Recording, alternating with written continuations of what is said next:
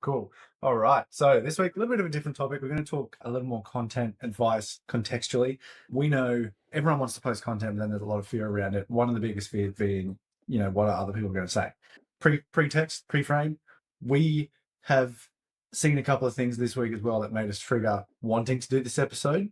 It actually made Nathan even made a post this week about like what was some of these people thinking? And we think honestly, it's just like inauthenticity at the end of the day. Sometimes things are just out of context, which we've spoken about that stuff in the past. So we sort of just want to break it down, just be like, what the heck were they thinking? What are they trying to say?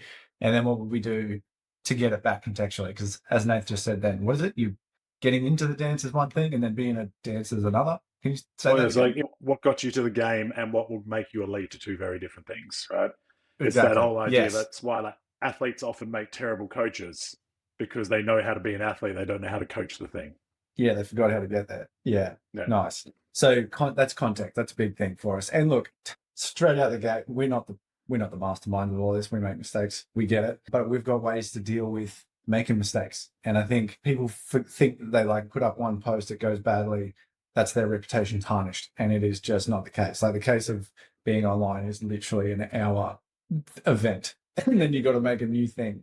So I'm going to kick this one off, and then I'll let you talk through your one, Nath, because I know the one you're going to talk about. So great advice this time round, but I just don't even know how to take this. Okay. So the advice was if you run a $49 offer on Facebook as an advertising thing, you're probably going to get leads, like more leads, but they're going to be lower quality. We don't need to talk about that. It will, because they're there for a discounted offer, your retention of those patients will be lower. Typically, that's what they see.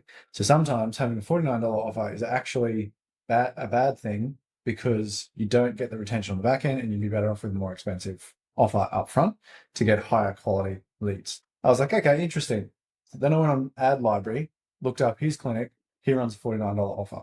And I'm like, brother, what? The advice is good, but can you sit there and say that and then have the thing that you're advising against? And I don't know if there's more history to this because I've seen other bits of advice that have gone out there that have absolutely ruined someone's business. But it's just like, what are we talking about? What's going on with some of this content? Nathan, that math one that you sent me the other day, my ears and eyes were bleeding. I'm not joking. It was the worst minute of my life. Tell me about it. Like, it was one of those ones I like. I think I literally opened the DM to you with the words, I just want to ruin your day for a moment and sent you this thing. Now, of course, I want to be polite because, I mean, he's not wrong. He's just so far from right in this content, right? So there's a chiropractor. Of course, he's one of our US brethren. Make America great again out there. It always comes back to me, this idea, which I talk about to patients all the time, is like, just because something is simple doesn't make it easy. And, there's this never-ending joke about chiro maths over the years. And I think this was just another case of it. Now, it was a two-part video. And ironically, the first part, because I went back and I was like, I need to see the text for this, isn't actually that dumb. It makes perfect sense. It was talking about if you have an associate and you're going to pay them a, flat rate, $100,000 a year, what do you need to make that hit a certain revenue percentage where it's very viable? And so he was breaking that down. He was breaking it around across a month as well, because originally when I first saw the video, it was like, if you want your new grad to easily see 400, and I was like, how many new grads are seeing 400 a week these days? I don't know if that's a thing. It was 400 a month, which is very viable, right? Like, how many actual like practitioners is he in 400 a week? Like, let's start there. I know a couple maybe. Yeah. Across the world, like all power to. The point though was I was like 400. All right, cool. But then this person's like, say they're at 300 now, and so they're seeing 10 new patients a month. They're getting 300 visits a month. So therefore, their PVA is 30. And when you're just like, maths don't math, like at all. Like I get again PVA, as we have there. I believe there was an episode on it where Angus had an aneurysm around the idea of PVA and just had a full mental breakdown and tried to knife people in the comments, but. The idea, of course, that PVA, obviously the whole idea is, like what's your average visits per patient, which you and I do agree that lifetime value is a much better thing to understand. Again, I understand, like you can never get a true value for it, but that's not the point. The point is that you can't have a month, like the monthly PVA does not work like that. Like that is a wild generalization for a start.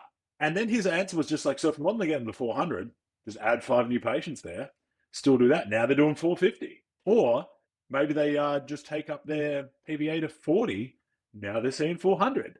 And again, it's not that the maths is wrong. It's just simple without context. It ignores the whole idea that for most practitioners out there, they're like, oh yeah, what I need to do is just see more new patients. And to do that, I just need to think positively. Power of thought. Let's get Tony Robbins out here. Oh, like every practitioner is trying to see more patients. Oh, I've never thought about just seeing more patients. Yeah, How's dude. that meant to All work? you need apparently is a whiteboard and a red marker, and you just write the maths out, and then Yeah. you're there. And 300 to 400, done. yeah. And then let's just ignore churn and everything else that comes into the process. It's like once they're in the practice, they are there for life. They never leave. They never fall off care. Again, it's not wrong. It was just redundant. Like I think some people have taken the concept going around. I'm going to use the word because we're going to get cancelled anyway. People have taken retard maxing to the nth degree out here, right? Like particularly in content. I think that might be what we're seeing is that people are taking this concept too seriously and then trying to put it into content. Yeah. Because I just and look, we're gonna come around and can't unrip understand. a lot of this, but it's just like, as you say, it's like sometimes when they say Instagram's not real, this is what we're talking about. It's like there's just because if you think back to that, it's like, okay, first of all, increasing your new patient flow by 50%, so from 10 to 15 per week, is exceptionally hard, even though he said, oh, that's easy. Okay, I wouldn't have a business if that was easy. Secondly, increasing PVA, if I just indulge in it actually being a thing, he said go from 30 to 40. So a 30% increase in PVA with the change of a whiteboard marker in a month. If a company, let's say Toyota, wanted to increase the cost of their cars by 30%, they would have to make a new car. They wouldn't just be able to increase the price of the same thing. That's what I don't understand. And that's where I think the context is missing, because it's like, oh, just do the same thing, but get an extra 30% out of it. What the fuck are you talking about? You can't do that. It doesn't, the maths, the maths work, See, works out. aneurysm. The English doesn't English. But the freaking, like the real life situation, because I know there's going to be people who take that away and then take that math to their associate and be like, hey, you just need to go from 30 to 40 PVA. And it's like, now the associate cops it. So we can do that, but then how do you do that? Also, like if you're going to go from 30 to 40 PVA, like for an average chiro clinic in their maybe first year of care, a 30 to 40 like visits in a 12-month period might be so, but a lot of clinics wouldn't even do that, right? And like someone who's then headed to more of a maintenance, even if your maintenance was fortnightly, let's say, you'd have to have a weekly PVA, basically. I mean, weekly maintenance, and people saying that to have that level of regularized PVA. It's one of those ones again where I'm like, guys, this isn't like the only way. And like I have a relatively good PVA myself, and like we said, I've had a lot of time to figure it out. I've had 6 years in the practice, and mine probably sits in that sort of 30 mark. But again, it's so like, does it, doesn't it? Like, what's the value, really, right? But the point of the matter is, you need years to really figure that out. If you had like a new associate and they're 6 months in, and you're like, your PVA needs to be 40, they haven't had enough time, unless they're seeing people 5 times a week, which isn't happening. I've never seen a clinic where that's happening, even though people like to betray it online. So it's a non-thing. Now, coming to the other side of that, this is the thing that annoys me the most. I'm also like, fair play to that dude posting. Like, he's out there, he's posting, he's looking pretty jacked. There's a hint as who people might see. So I respect that. I like we all like a saucy brother, right? Like, so like, respect that. Let's be honest, getting jacked is for the boys, not for the girls. They don't like it. But the point is, he's out there posting. He didn't think. He just posted. And I have to respect that to a level, right? And there's probably a bunch of people. I wouldn't be surprised if we're in the comments. Again, I'm going to get in trouble again today for the second time. I was like, if it was a female chiropractor, there would have at least been 15 yes queens in there. He might have a couple of yes kings in there. I don't know. But like, sometimes I see this content and then I just see the circle jerking of friends in the comments just being like, this is genius. I was raging about this with my good friend. Shout out to Dylan from Coogee Beach Fitness Club. Him are like he'll get this call. It's just, I got to talk some shit to you about something. He's like, brother, let's go, right? We're the Tea Masters. But all this reminds me of right now, there was a meme that went around because this woman actually said this on a podcast a couple of months ago. And I know you're ready for it, Angus, because I think you've seen it. But if anyone who didn't hear it, this guy's like, what's the number one advice for being passionate about your business? And this woman dead set, looking to the camera, went, don't love your job, job you'll love. And the guy was like, oh my God, that's so profound. And both of them needed to be put down, like straight away. But it's just like that's the level of content we're at. We shouldn't be doing these on Thursdays anymore. We need to go back to a Tuesday. By Thursday, we've lost all filters. Unfortunately, we've hit retard vaccine, putting people down, and what was the other one? The yes tweets. There. Yeah. Yeah. Listen, Thursdays are going to get raw. Yeah. So, all right, there's one more that we've got to go through. I think it's the funniest one. I think by far the funniest one, and I'll let you deliver the punchline. But this was the post. Why finding your niche is lazy and what to do instead. Basically goes through and he said marketing girls tell you that riches are in the niches, you should niche down. Heck, I used to think that too. Then somewhere along the way, they realize a niche has no money. They're actually not that good at helping that person XYZ. The alternative, identify the dream patient. Not some obscure segment of the market, a person you can picture who lights up your day, what transformation deeply fulfills you. XYZ. Speak to this person in your marketing. Nathan, say the line, buddy. That's a niche. Yeah, it's the same fuckwit. Like, yeah, it's the same thing. It annoys me so much because I really quite like the guy that did this post. I think reading this now, hang on, reading this subjectively, I'm like, did he post this or did someone else post this on his behalf? Because this is like, there's a legitimate question: has he automated this too much in Claude, and it's just caught him out? Because, and like, I am aware, and again, I'm going to give away who this might be, just had a third child. Maybe he hasn't slept. Like, maybe he's not sleeping. True. Like, I'm going to give him every benefit of the doubt. But it's literally him going, nah, niches are dumb. Here's what you should do instead. Find a niche. So the quintessential niche complex, which was explained by a number of people, but really summated beautifully by Dr. Angus Pike, shout out to the man Myth, is just like a niche is the people you get great results for, the people you like to work with, and the people that you can afford to pay you. The holy trinity of the three-legged stool.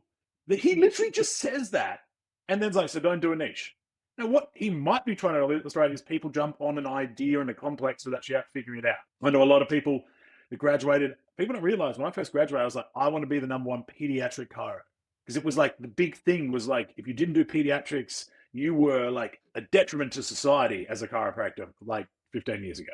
And I was like, yeah, I'm all in. I did all the training. I worked with some of the best chiros. And then like I was working in a pediatric focused chiropractic clinic and just turned around one day. I was like, don't book anyone under like 5 with me anymore. I don't want to see it. I don't enjoy it. You guys are better at it. I'll take the active kids and I will work with the parents. And my patient base at the time was like active kids, female footballers, and 7-foot powerlifter strongmen. Like those are my vibes. And I had to accept that I had opted into a segment because I thought it was the thing rather than it being the thing. So if that's what he's trying to say, like don't pick it just because you think it's good, actually figure it out. But the way it's illustrated is still don't do a niche. Yeah. And look, there's as we said, none of the people that have actually spoken about do we dislike. It's just like we usually like them, and then we're like, what the was that? It's a whoopsie, we think, hopefully, because there is you've got to be different in your audience, you've got to have your thing and all that sort of stuff. So I think that's just an attempt at having a different thing. You know, it's like, oh, everyone thinks you need a niche. I'll say the opposite, but then circle back and say the same thing anyway. So you need to do these things to get attention. But it's just like, I think the biggest issue I have with it is like the inauthenticity of it sometimes. When it, when someone posts something and it doesn't make sense, it doesn't align, and it's like they're trying to be different.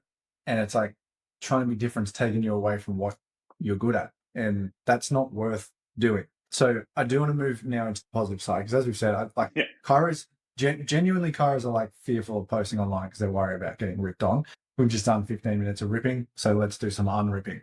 Luckily, not all of those are chiropractors. Exactly.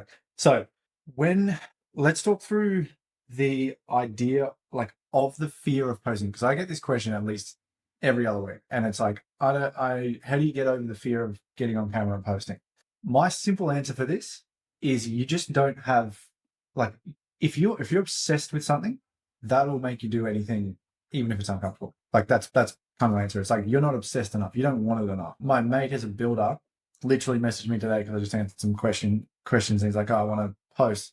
His complaint is always time. So I can never have time to just film some, how easy a builder's page would be is like film the hole in the ground and then film the built house. It's like, that'd be sick. But it's like, I never have time. I'm like, you just don't want to do it. Like, stop. You think you need to do it and you think it's a good thing, but you don't want to do it, so don't do it. That's different to a fear where it's like, oh, I don't want to get on there. But it's still just like an excuse. You don't want to solve a problem enough. So you're letting it get in your way. So for me, the answer is just, you haven't thought deeply enough about the problem you want to solve and the passion that comes with that, and like got obsessed with it and then just done it. And that's what's stopping you. It's not actually anyone else's opinion. It's your own opinion about how committed you are to fixing that problem. Nath, you've been posting longer than I have. What's your experience been over the years? All right, listen, you are going to get ripped on, whether it's to your Yeah. face or otherwise. It's going to happen. And like the number one thing for most chiropractors is the people ripping on you weren't going to buy from you anyway. So sweet. It's the same idea with the unsubscribers on your mailing letter. The more people unsubscribe, the less people you have to waste your time, energy, and money on. So like the whole point of posting is to get, especially with a brick and mortar business like we all have, is to get a core following that fills your practice. Like you don't need that many people to have a busy, successful, profitable practice.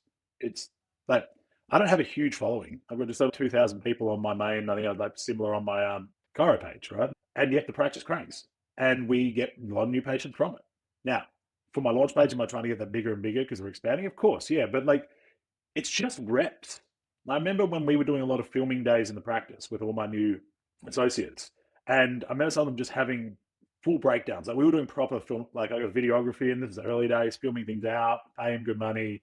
And one of my associates just had a full-on mental breakdown on there, just menti beat it on thing. Couldn't say the word and thing. And like the joy of videography is they can take all your little stuff ups and build it into something that actually looks great.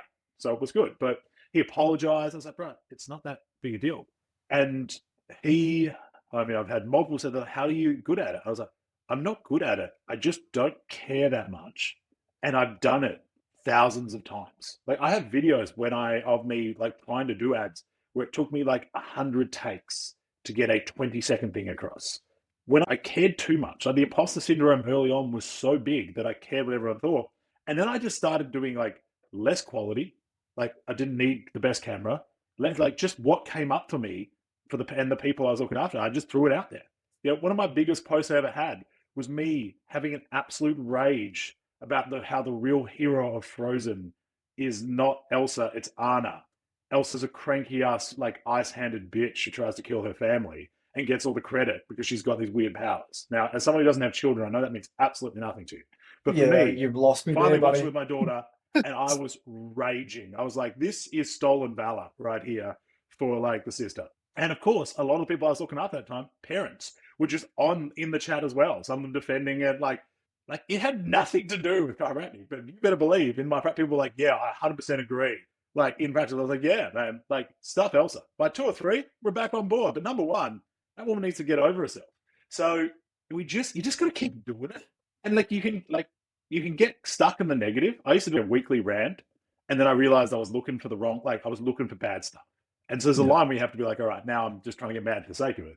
But I just keep doing it. You just keep doing it. You just start talking. Even these days when I do content, I use AI to build. I built everything into it. I built out my core things, core equation. Shout out to Angus over here who built that. I filled it in and I get little things, and then I just basically get the concept and I go raw from it there. Because I'm at a point where I don't need the full script a lot of the time. I have had enough time where I'm like, all right, I know what I'm trying to say here. I know what I want to do. And I still like taking advice from people like yourself to do it better, but I know what I do. And I just hit post. I do a minimum, I use Veed these days. It is a minimum of little editing and go. It doesn't have to be that fancy. Like I think you talked about the concept. You just need to get your first 100 posts out there and then see what happens.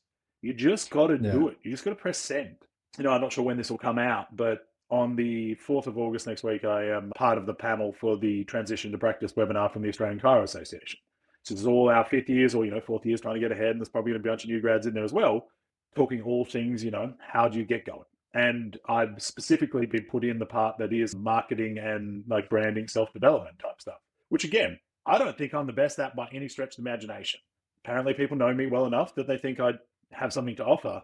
The inside line here is I got sent something, and shout out the ACA for constantly being open to feedback. And they're like, this is the download we gave, or the outline of the download we gave people on how they should get going in a practice. And one of the correct things was before you start in a practice and when you go through contract negotiations, you need to find out how much self-promotion or marketing you're going to be expected to do for the practice. And my feedback was, you can get rid of that part because you are 100% expected to do it. There's no ifs, there's no buts. It doesn't matter if you have a full patient load when you start or nothing. You need to do it. In fact, to try and have it in your contract to take out that you need to market yourself is condemning you to probably dropping out, because you never learn the skill that grows a practice. So you are stuck in this practice no matter what happens because you can't do it. Like, it is the skill you have to learn. And so ACA took that on. They've changed it to be like, you will have to do this. As I've said to people before, just because you don't like these things doesn't mean the marketplace has to care. So Literally. it's just a fact. It's just the fact that we have to do it. I know you didn't go to uni. I didn't go to uni to be a content creator, but you have to do a level of it to get yourself to a point where you don't really have to do it that much anymore. And if you get yourself to a point, especially if you're like a single operator, you're happy, you're busy, you don't have plans of expansion, you just want to stay busy, take time off, bring locums in, you barely have to do that much. But usually what happens, and this tirade's coming to an end, but it needs to be said, is exactly what Angus just said, is you get so passionate about the thing you're seeing, whether it's women's health, men's health, athletes, PH, whatever it is, that you can't help but want to post and talk about it. You're unhappy about the questions that you get from clients, that people are missing out on the information, and you have to talk about it. So it becomes even easier, but you only get there by doing the work. You're all happy. And that's it. For some, yeah. I see all these new grads, I see these, they're real happy to post about them punching wines on the weekend or going to raves. Then find the fucking ravers, right? I mean, I was about to say something that would definitely get me cancelled right now, so I'm going to just say that. But I was having a laugh with the patient the other night about things we may or may not have done when we were 18 to 20 in the rave scene. And I was like, these kids don't even know. Geez, I'm so glad there wasn't videos around back then. But the point is that spending long days, need a lot of jaw work for reasons we won't go into. They've probably got money because they're buying certain things, right? Prime demographic. And in my practice where I'm playing predominantly loud rave music, they probably love the vibe. So again, if your thing is that you love food and wine, make that your thing in practice as well. That you're like, well, health the thing, but also they can give you a great recommendation for a good steak. Rant over. Yeah, that's it. It's like, I think like the thing you nailed there was like the imposter syndrome, which we'll go into a little more. The imposter syndrome comes when you're not being authentic, I feel. Anyway, like you're talking shit. That's what you're doing. That's what imposter syndrome is. For some reason, you've built up an expectation in your head and someone else's head that you're better than you are, and it's like you've created that yourself. I think maybe that's where these posts come from. You know, these random ones that we sort of spoke about at the start that were just like, what was that? But if you then talk about, okay, well then imposter syndrome, how do you avoid that and not create that sort of environment? You can't suffer imposter syndrome if you just talk about things that you know. That's it. Like, you don't blow it up any more than that. I have a great example of this kid. His name's Ben Welsh from, I think he's over in the UK. He is a student who has posted it 18 times. He gets a whiteboard. He gets like 3 or 4 words that sort of sound the same that he's obviously just learned from uni. He draws it and then he explains what the difference is between the 3 things. 18 posts, 5,000 followers. Unreal. Like, talk about imposter syndrome, a student posting about anatomy. Like, anyone would be like, no, I can't post anything. I don't know anything. This dude's just talking about the stuff he learned in class that day. And it's like popping off. And I can guarantee you this guy, when he goes out into the world, he's going to crush it because he's already so far ahead of a lot of people who have been out for 10 years. So it's like with imposter syndrome for me, it's when you are talking shit, you're not being authentic, you haven't worked out your voice, what you're passionate about, what you know, because a lot of the stuff you talk about is lived experiences, you know, so it's like we're just trying to help a version of ourselves in some extent all the time, even with chiro, you know, like I won't use the rave example there, but maybe you've had a sore jaw in the past and that's why you know what they need to do to get rid of the sore jaw. You know what I'm saying? So it's like you've lived that, you would know it. So then you can talk about it because you know what the experience is. You can actually make people feel that as well. Imposter syndrome, Nate, just before we move past that, what you would have spoken to so many people about this because it comes up all the time. Tell me about it. Tell me, I've just dropped my opinion. Give us yours. Yeah. Listen, it's a big thing, right? And I think it's predominantly profound in healthcare, right? Because I mean, particularly in healthcare where we largely just use our hands and our mind to help people, right? In terms of we're figuring it out and then we're using like simple interventions. It is, one of the highest predispositions for any industry for imposter syndrome is healthcare. I have a entire 30-minute talk on it in the launch on mindset, imposter syndrome, going through the different styles of imposter syndrome. You have your perfectionist, all these things, but everything has to be at 100%. So end up with 100 different tasks all done at 80% because nothing's perfect, let go, all these different things. And I even have I could probably share it. If you're really desperate, let me know and I'll link it to it. I built an entire online quiz that tells you likely what type you are and gives you some basic outlines of how you reframe certain things, right? It's a big thing. My number one has always been you only have imposter syndrome because you actually care. Because if you didn't care, you wouldn't feel a problem with it. I think imposter syndrome is actually a really positive thing as a reframe because it tells you care enough to have a level of uncertainty. And having a level of uncertainty will always mean that you're doing the right thing. You're not saying the thing you shouldn't say. You're not doing the thing you shouldn't do. You're only ever acting with integrity and with someone's best interest in heart. But again, the way you, like you said, the way you further prove it is just you only talk on things that you either have direct knowledge of, lived experience of, or like you said with Ben, as you're learning, they're coming on the journey of you learning. So you can be open about the fact you don't know yet, but watch me as I learn these things.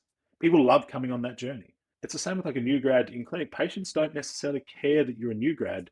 They're working with you and work as long as you show them you care. It's easy. And so some of these videos we talked about before, for some of the people, maybe it's because they're just getting into this foray and they're just going through real basic concepts and they're trying to bring it out. I always want to give people credit of the doubt because we know doing this stuff can be hard. And so maybe we're going to see their journey come up and maybe they're going to do a reaction video to their own video at some stage and be like, yeah, all right, let's talk about what we actually need to talk about rather than this was an oversimplification, right? So yeah, I think it's absolutely a thing. I think it's actually a really good thing. I think there's things they can support. Like always, if you want to know more about it, follow me, shoot me a DM, and I'll link you into stuff. I'm happy to throw that out there. But I do think it's a really important thing because when I was mentoring, in group settings, all of these new grads and final year students, it is the number one thing that comes up. More than technique, more than how do I build a practice, was how do I get over the imposter syndrome? And it seems a lot of people are willing to sit there, not do the work, not get the success, and blame everything else because they were never able to sit in, reframe the imposter as the good thing, and work with it to move forward. Yeah, because it's to me, all we're doing is talking. You only have to be one step ahead of someone. So Ben, this student, is one step ahead of the general population who don't know what osteopenia is. So he's just explaining that one thing, and it's same thing in practice. That's all you got to do. You just explain the things that you know, and some things will perform better, and you do double down on those things. But then I think there gets a point where you double down too much that you've actually lost track of where the original point. So now we're talking getting into the game and then being the playing the game thing from the start. What was that again? What was the thing to get the advice? What gets you to the game doesn't get you to the championship, or what gets you to the game doesn't make you elite. Yes. So it's you got in the game with that piece and it got a bit of traction, and then you followed it all the way through. Now you're elite because it's getting better and better views, but you might have swayed so far away from the original thing that now it's the context is completely gone. And I think that's what happens when people chase those metrics that maybe necessarily aren't as important. It's I have more likes, more comments, more views, but it's now the message is shit. And you go back to basics and stick to the thing you know. Yeah. And also a lot of those metrics, if you are true brick and mortar, you're not doing anything online, don't matter that much. Right? If getting a bunch of following and people watching your content from the UK when you're in Sydney is dandy, but it don't help that much in terms of filling your practice. And so we can get lost chasing metrics that don't matter. And that's just that's why you've seen a lot of these crew that do get big followings have to convert into some kind of, they've got to sell something, some kind of product. And if you're lucky enough to want to go down that pathway, so be it. That most of those people didn't do that as their initial intention, or they just timed social media to perfection and lucked out on that more than anything else. But if you're just starting now, you have just as much opportunity in your area to be that person.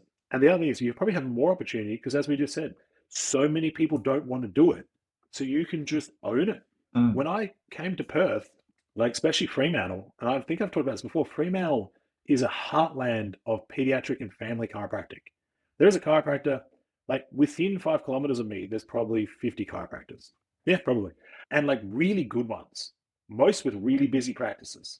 No one was really doing sport, so I walked in, promoted myself, and I got real busy real quick because I just owned that. Did I still see family? Absolutely, but I owned strength and power as a chiropractor. And people even moved from other chiropractors to me because they were like, oh, that guy does the strength and power stuff.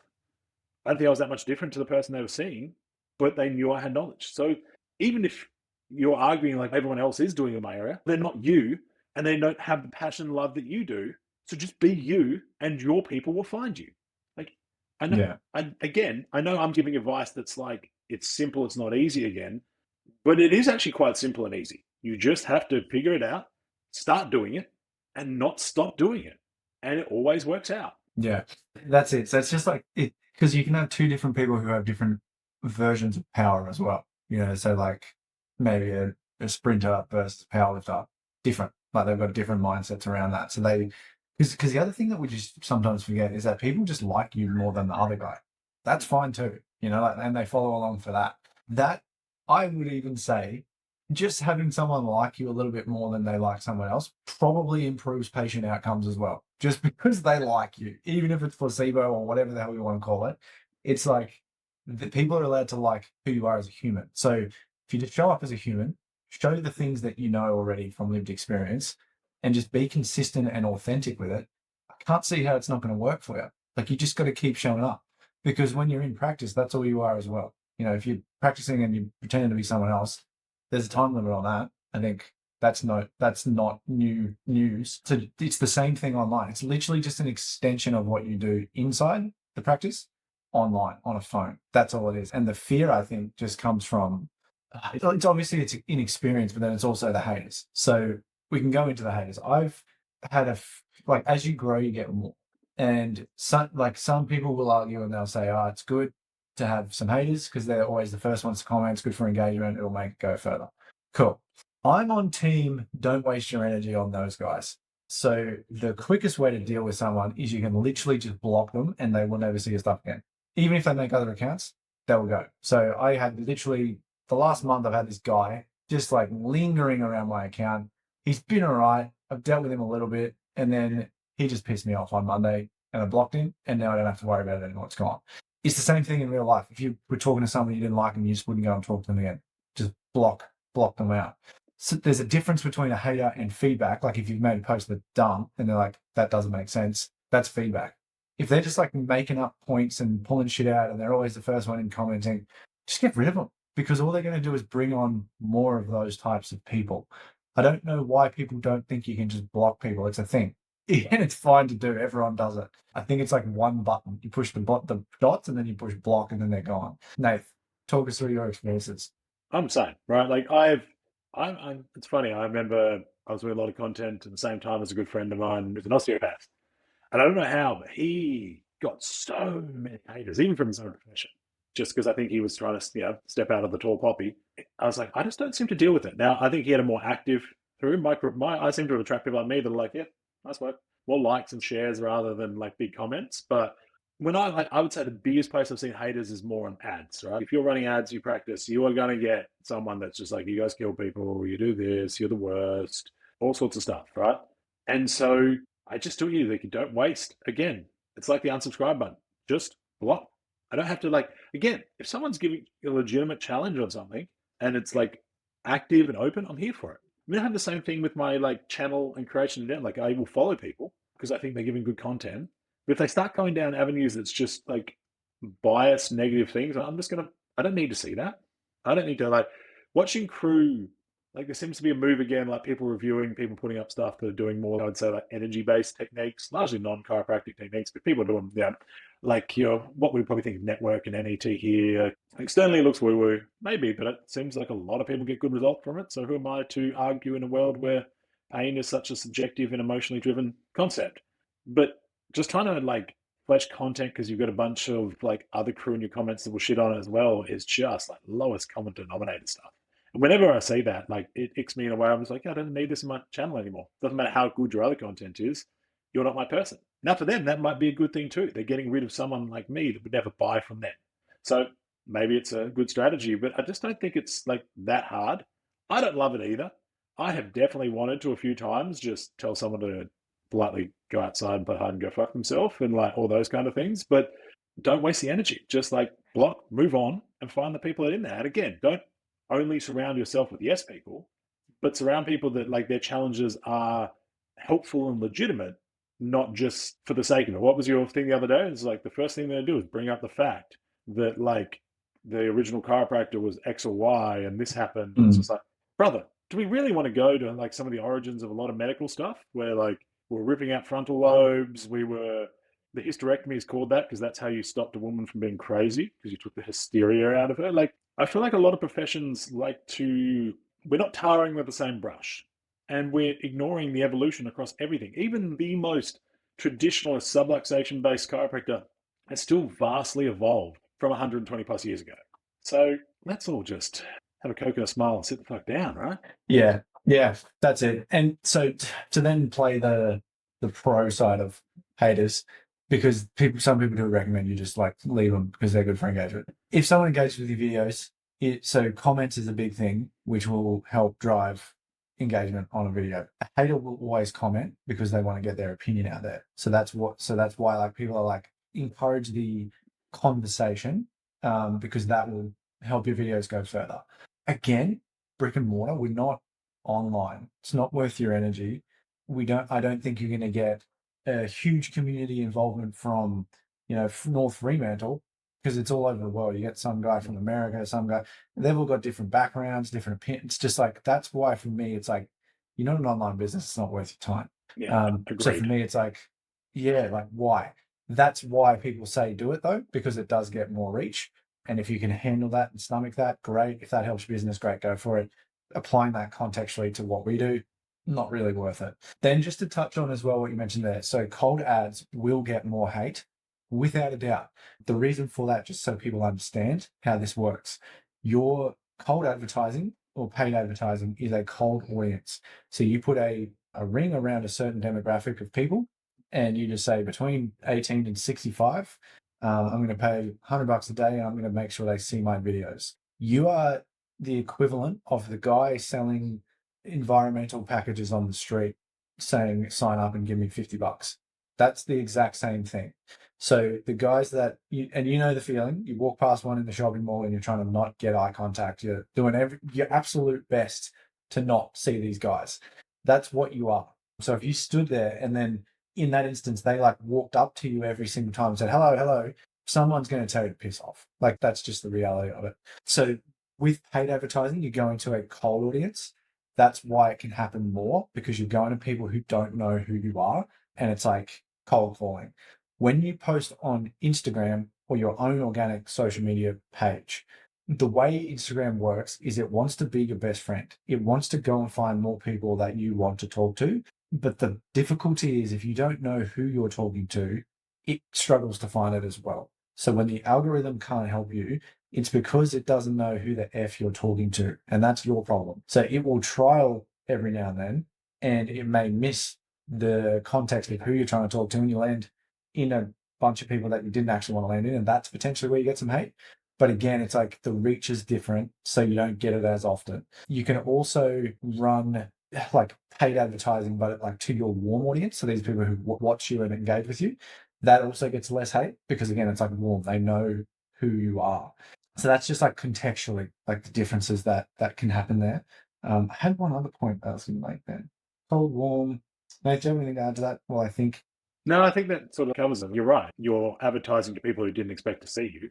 And so you're going to get also the people that probably just had a bad day. Like almost every time I like look at someone who's commented, 90% of them seem like they're bots. And then probably 10% seem like some nothing human that's got nothing going on, which is probably harsh to say that just like, it's a classic adage. Like if you've got nothing good to say, just move it on. Like, there was no reason to stop and do that. So it tells me a lot about where you're at. Like always, sometimes I wanted to reply, I was like, you must be having a rubbish time there, Steve. Wish you the best. But like you said, just block and delete. Yeah, it's just not worth your energy. I had such a good point, and I've just forgotten what it was. It'll come back to me. Cool. So then if Instagram is your friend, and it wants to help you find the people. And your job then is to make things that it can help you push that. This is what I was going to say. The example was I made a video last week about that JFK video. It was like a reaction to that one. My point was it was just a good thing that chiro was getting spoken about positively. And I thought if I left it broad, that'd be enough. What the algorithm found was it found politics. So it went right down the politics route fucking quickly. And then after about it, in terms of video engagement and stuff, crushing it. But then I was like, started to look at where it was going. And I went, nah, that ain't it. So I pulled it because it was like, that's not the audience that I want to get my video to. So that's like, think of it through that lens. It's like, that's how Instagram works. Like it's trying to find the right lane. Sometimes if you're getting the hate, it's fallen into the wrong lane. Paid advertising is forcing it in front of everyone. So you're going to get the wrong lane naturally. And you'll get haters will comment more than lovers, if that makes sense. Like, because they've got an opinion more than someone who just likes it, they'll just accept it. But yeah, that's kind of how it works. So it's like, well, then you've got to know who you're talking to. And sometimes you just miss, like that one for me, chalk that down as a miss, get rid of it. Don't talk about that topic again. Politics was too heavy. So it's like, okay, then to help Instagram find your people, you've got to have a people to find. That's it. So the biggest mistake is being too broad. And going back to niches is a waste of time. Absolute dog shit. We know he turned his video around anyway, that it was just about niches anyway. But niches is the thing. Okay. So defining a niche, Nath mentioned the core equation before. That is just a framework that I sort of worked out that helped me a lot. So I can sort of speak through it without trying to get too complex. But basically, it's like a niche is made up of actions that you do. So think of an identity here. So it's like an identity is a niche. Like, so I am Nathan, you're a powerlifter. Cool. What was your one? It was like you wanted to be a healthy, non-scubby dad. Basically, it was like you want to be an active, back in the day, the scubby, the no skinny fats out here. The worst kind of thing. So what non-muscular tummy. Yeah, what would be the positive of that? Was it athletic dad or something? Yeah, it was like the lean athletic dad, right? They were like the strong example. So you got the negative to create the positive. Yeah. So Nathan wants to be his identity, like his niche is he wants to be the strong athletic dad, right? Like that's his thing. That's the avatar, that's the niche. And that's on a positive side. So to be a strong athletic dad, you've got actions that you do. So these are like non-negotiables and habits, which might be like in the gym 4 days a week, doing 10,000 steps a day, drinking plenty of water, getting heaps of sleep, that sort of stuff. Attending every game that your kids have or whatever. Then there's results of those actions. So if I went to the gym every day, how would I feel? How would I look? What would my wife say about me? Like there's results from doing those things. Then when you pair the result and the belief together, the result and the action together, you get a belief, which is if I go to the gym 3 times a week, I'm going to be ripped. So it's like, I've always got time for the gym. That's a belief. Making room for my family is not a hard thing. Like I've got plenty of time. That's a belief as well. So those things are on the positive side of the spectrum. On the negative side of the spectrum, then it's basically the opposite. So we call them scubby dads. These are the guys that aren't training. Basically, all the non-negotiables actions that the positive one does, the negative one doesn't do. They don't go to the gym. They don't eat well. They're not sleeping well. They're stressed. They drink alcohol, that sort of stuff. Doing those activities creates a result. So you got a headache every morning because you drank 6 beers before bed last night. You've never got enough time to get to the gym. You're not sleeping well. When you get home, you're exhausted. You got no time for your kids. Like it creates these bad results. Then with those two things paired together, if you said, hey, why are you doing that action and getting that result? That actually gives them excuses. So then they're going to be like, mate, I never have time. I'm stressed. I need to pay for this family, those sorts of things. So what you've essentially got now is like two sides of the same coin where one's the positive, one's the negative. And your job with content is to bridge the gap from the negative to the positive so that you can help people. So it's like, hey, did you know just having 3 beers at night before bed actually, throws out your rhythms. And when you wake up in the morning, you're going to feel a bit shit. That's then going to make you not want to go to the gym. And it's just like one little change like that. And they're like, yeah, I do feel a bit shit in the morning. Maybe I'll stop having those bits. Your job with content is to like help people come across the epiphany bridge, which is Russell Brunson's work. And it's just like helping people change their identity. So that's what the niche is. It's like, who's the person? So in this instance, it's a dad. What do they want? Well, he wants to be athletic. And this one, and it's like, he wants to be athletic. Perfect. What's the opposite of that? Scubby. Then you just draw the lines between scubby and athletic.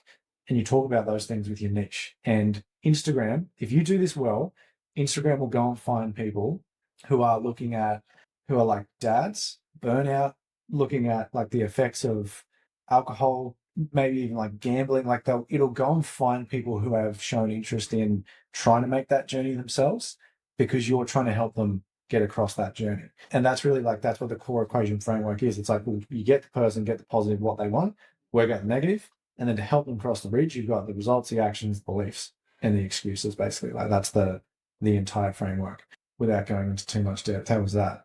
That was good. 100%. I remember doing it with you the first time. Yeah. It's a great process. And I think and it's one, like you have said previously, you constantly come back to. I re-evolved it recently. I also went through a moment where I was like, it appears these kids have forgot, but I lifted some very heavy weights for a very long time. And I was just like, all right, bitches, let's go. Let me show you some things and put some content up. And all of a sudden, we get a few moves in a different direction. I even had the man, the myth himself, Mr. Aaron Hills, comment and be like, nice. Also, because he's my demographic. Yeah, Aaron is actually my demographic. And so, like, he's like, yeah, no, this is good. And I was like, if Aaron says it's good, it means I'm on the right track. Yeah, exactly. That's it. And like, so then, who would be someone that we all know that's just not that? Tell me, just give me a name, just a celebrity. Oh, no, I can do it. Donald Trump. Donald Trump probably doesn't care. He wouldn't know what you're talking about when you talk about like lifting and stuff. No. I'm not going to do the accent, but he's just going to be like, he's not even going to engage in it, right? So that's what Instagram's doing. He's not going to go show him. Exactly. So it's not going to show him your stuff, which is good. That's what you want. And I think we mentioned it last week. It's like hunt the unscribed. It's like, have the hill, and you don't want Trump on your hill. Unless you do. Unless he's your demographic. Unless you do. Exactly. This better not get some kind of political tag for me bringing up that name. No, I think if we just don't do the accent, we're okay. So we'll be fine. I mean, if you watch this, we do it. A lot of people do it, and they do it well. So I'm just going to let them do it well, and without putting our take on it. But yeah, that's kind of the whole point, right? It's like Aaron actually is strikingly your demographic. Probably not for me though. Like even if I made some posts about it, I don't have kids. I never did powerlifting.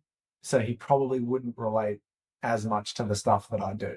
Doesn't mean that he can't not like me. Like he might still be like, oh, he's a cool dude. But if me and Nathan were together, he would probably go for Nathan over me, because you're more relatable. That's it. Like at this conversation with someone in practice, we had a student come observe us, Sasha, yesterday, and I was talking about something, and it was actually the topic in my launch letter, my weekly free tips out here. Get yourself on the launch. A little free ad for myself, but it was the concept of rapport. And it came from this same concept we're talking about, being just mad at people talking absolute shit. And I was like, everyone talks about the big game, but in practice, the number one skill is building rapport, especially like in any appointment, but particularly the first appointment, when someone first meets you. If you can get them to trust you early, all you can do is fuck it up from there, right? This concept came, God, I'm going to get myself in trouble today. I was talking to employees and other people and thinking about, I'm long removed from the dating apps. As you know, my wife and I have been married now for 5 years, been dating for 10. Just got our 10-year friend anniversary on Facebook, which is the most important anniversary, of course. But the point is, we were talking about to a female male here, we're talking about dating apps, and I was explaining that back in the day when Bumble came out, it was an unfair advantage for men. And my CA was like, what do you mean? I was like, it requires the woman to make the first move. She has to choose to contact you. And in general, with conversation, that is the hardest step to get for a guy. Once she has contacted you, all you can do from there is fuck that up. It sounds really rude, but like all you can do go wrong is just prove you're an idiot, a creep, something like that, and ruin it. If you're a legitimate person, and I'm not talking about trying to get someone to bed here, I'm just talking about to have an actual like commentary, like go meet people. You just can't stuff. It's hard to stuff that up. Content allows you to already have that trust. And then when they get into your practice, rapport, that simple like, hey, Angus, it's great to meet you. I'm Nathan, a handshake. We bring the tone in, we get the excitement. Hey, I saw that Aaron told you to come see me. How do you know Aaron? Aaron's an absolute legend. He used to do powerlifting. I used to do powerlifting. Because Aaron's your friend and he told you to see me, now I have trust. Or I see you like playing paddle tennis. I like playing paddle tennis. Where do you play? What's your favorite racket? Oh, I see you live in this place. I used to live there as a kid. What's it like now? Like we have built a connection. It's the concept of being overseas in a country that doesn't speak your first language, and you hear someone that does, and you're like, I don't care who that person is. They're my best mate now. Whereas back home, you wouldn't give them a second glance. This rapport idea is the cornerstone. And it's the same thing you're talking about here. We're pre-building rapport out in the ether. So when people walk into your practice, like something we talked about last week, there's no need to hard market and sell because they're already opted in. You know your product. You can talk about your product, which isn't even marketing. So you're talking about it. And the sell's just like, you already know what I'm going to say. Do you want to do it? Oh, you do. Yeah, let's go. Yeah. Yeah, literally. Yeah. Perfect. Okay. So to draw out the journey we've been on, contextually, some of the advice that goes out there, we don't think people are bad people whatsoever. It's just that how you can, what you're saying again, prefer for the game. So you know what? I'm gonna make it even simpler. Not for you, but like people like, because Go. this whole concept came from, I talk about patience with it so much, like comes from fitness and the idea that most average people want to buy the programs or take the advice of like your elite AFL player, your elite NFL player, your elite bodybuilder. But what they do now is not what got them to the dance. You need to do what got them to the dance, not what they're doing now. And that's the same concept we're talking about here. What will get you there is not what keeps you going. Yeah. Yeah. And then so it's when you're talking about keeping you going, that's when it becomes uncontextual. And if you've sort of doubled down and followed down a path and you're chasing the wrong metrics and you've forgotten why and who you're trying to help, you end up too far down that journey. So you can always go back. The main thing being, we all make mistakes. I made one last week. We always do it. I probably made one today. That's just life. It's not going to taint your career for the rest of your life. Don't be afraid to post. But when you post, the fear of like, fear of shame, fear of the imposter, all those things. The imposter syndrome fear comes from putting yourself too high. It's like you're just helping someone one step back. And when you do that, the imposter syndrome thing's not a thing. You know, it's like it just goes away straight away. So just help someone who's one step behind you with the things that have genuinely helped you, build your community, and then that's going to flow into actual practice changes as well. It's really not that hard to like get going with social media. You've just got to be obsessed with wanting to solve the problem and being authentic about it. Yeah. And doing it for enough. I think exactly, like consistency always wins. I think to sort of wrap up today, I always like to give us some tangible things to move forward with. If we've got this person listening, they've had a good laugh, they're not going to report us and try and get us cancelled for all the weird things I've said today, and they're wanting to make the move. If I was at the three things they need to do, number one is if you have imposter syndrome, we're going to have to work through it. Like I said, if you want the info, DM me after this and I'll hook it up. That's easily done. Number two, you need to figure out who you care about. Now, Angus is the man to speak to. DM, and I'm sure he's happy to have a chat with you and set that up. And then number three, my biggest thing, and we'll see if Angus agrees with my top three we're running here. We might have to start running opposing threes. But you said it before, Angus, and then you say it. Just post your first 100. If you can get over the imposter, if you can understand your core equation, just start the posting. Set yourself for a thing. Batch it if you need to. But just go for it. Just post 100 and take feedback and see where it sits. And it's okay to deviate as you're going through that 100, as you learn, hey, my demographic that I thought it's slightly evolved. I'm really feeling something over here. I'm going to slightly move to here because that's feedback. That's the point of the 100. But those are the three. It's not go do Gonstead, Cinch, ABC, or things. Those are dandy things. It's not like you should learn communication, all these things. But the simple thing is, if you're new into practice, you're new into student clinic, you're starting your own practice, you need people through the door. So there's no bad time to start. If you're in first year, you've just graduated, you're 15 years out, you haven't started, now's the time to start. Get that first 100 out there. What do you think, mate? Yeah, beautiful. Let's put a bow on that. Well done. Just nice. Hail Mary that. Nice.